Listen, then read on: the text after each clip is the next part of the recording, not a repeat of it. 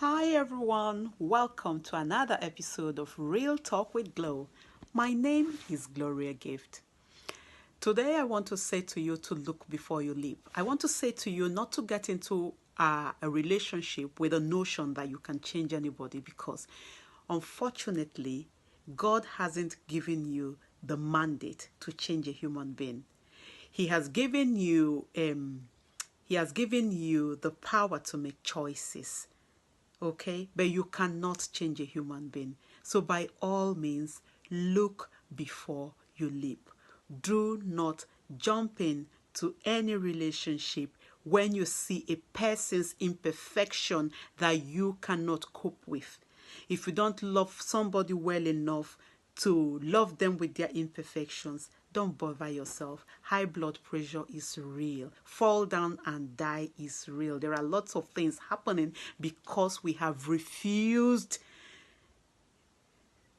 to take, how do I put it now? We have refused to reason and before making our decisions.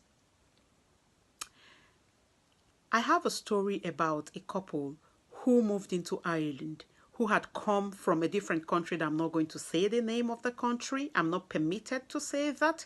They had moved in to Ireland, and the system in Ireland is different. It's such that the job that the woman got is such that she works for hours, 16 hours, 12 hours. She works night duties, sleepovers, very long hours. Before she came into Ireland, she would serve her husband, because the husband is the type of Nigerian man who you would have to serve his food on a tray. You know those types now that you wait upon hand and feet. That's the kind of man he is. And she was comfortable with it at the time. But when they got to Ireland, she couldn't cope anymore. And as a result, they started having issues. This power play that they have, that your man would think that she's beginning to refuse to be subdued, that kind of one. And he felt like she wasn't submissive anymore. He felt like she was rude. She wasn't going on errands anymore.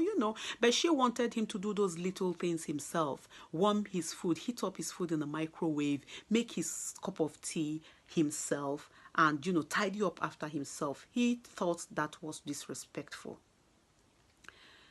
The only issue they had before then was that they had one child and they were looking to have more children. After fertility treatment, though, they discovered that the man had low sperm count as a result of an illness that he suffered. So they didn't push anymore.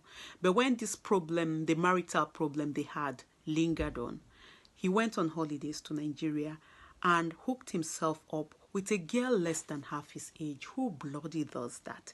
He got a girl that was less than 20 years old, and the man is over 50. He came back and was claiming all over the place that he disvirgined the girl.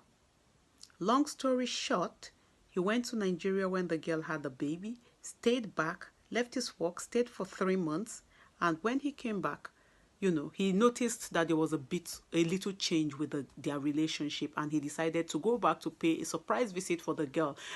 Pay a surprise visit for the girl. My goodness, no, pay the girl a surprise visit. That was like 2 years after the baby. So the son, the new baby now is a boy, is 2 years at the time. Got to Nigeria. Lo and behold, the girl had moved a man into the house. He wasn't aware of it. He couldn't take it. He tried to throw tantrums. Why is my tongue twisting? Anyways, the girl dealt with him Lagos way.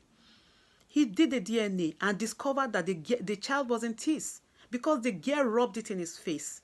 You impotent man, who told you my baby is yours? Do you know that kind of way? At the time when this was happening, the man had lost his marriage in Ireland already. He had moved out of a 4-bedroom duplex into a 1-room shared accommodation he was sharing. Okay, so he had lost all that. And when he came back to Ireland, you remember before he left, he had only one health issue which stopped him, which made his sperm count low. Now, by the time he came back, he had added to his belt high blood pressure and some other crayfish sicknesses on top. What's himself?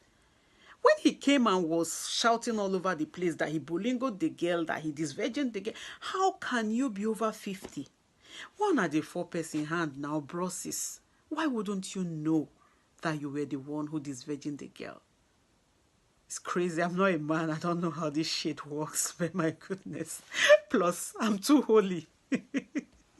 I'm actually too bloody holy to start talking about methods of disvirgining young school leavers at over 50. You're a bloody pedo, honest. And I said to the lady that it's partly her fault as well, because truth be told, while they were married, my goodness, the woman had this Christian mother hand, Aka Christian mother. She wouldn't look after herself at all. She would wear this gypsy bongo skirt with a rubbish top.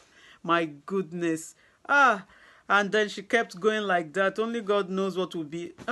I'm sorry. I just have to say this because this is real talk with Glow, and here we're real. I told you already I would tell my audience, so I have to just tell them the truth. You weren't looking after yourself, and I've told you that.